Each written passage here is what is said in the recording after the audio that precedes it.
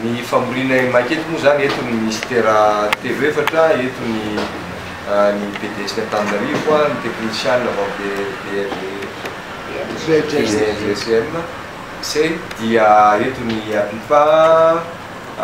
dia ny technicien maro samihafa ihany koa, dia eo ny meteorolojia amin'ny resaka toetrandro sy ny fiakaran'ny rano eto Antananarivo. Misy ihany koa izy io any amin'ny province efa enitsika amin'ny anao manjery zany reny fampanderisana maro samihafa zay atao amin'izao. Dia miomana zay nanomana fidina kely maimaika teto satria zay ny hoe tondran-drano no mety ho atrehana, dia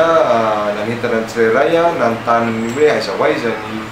mety toy izao ary zay lala ny prévision ry amin'ny météo, dia voalaza teo fa mety miato kely fotsiny le izy zao, ny orana zany resahana farany vinavina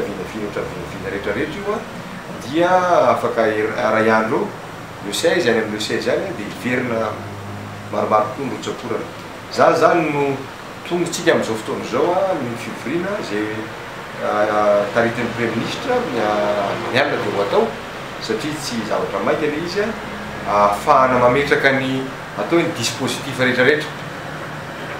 na ny prévention zany io fanomanana na ny fiatrehana ny loza raha sanatria tonga ny loza tsy maintsy homanina daholo zany. Efa misy manao efa misy any amin'ny PDS any amin'ny any efa irery zay no manao misy any amin'ny sehatra maro samihafa, kanefa zay no atambatra amin'izao fotoana zao satria efa tonga amina phase d'alerte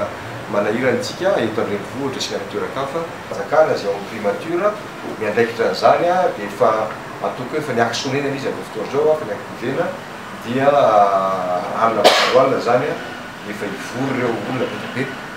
mivory anatin'izany ahafahantsika mametraka ny pakady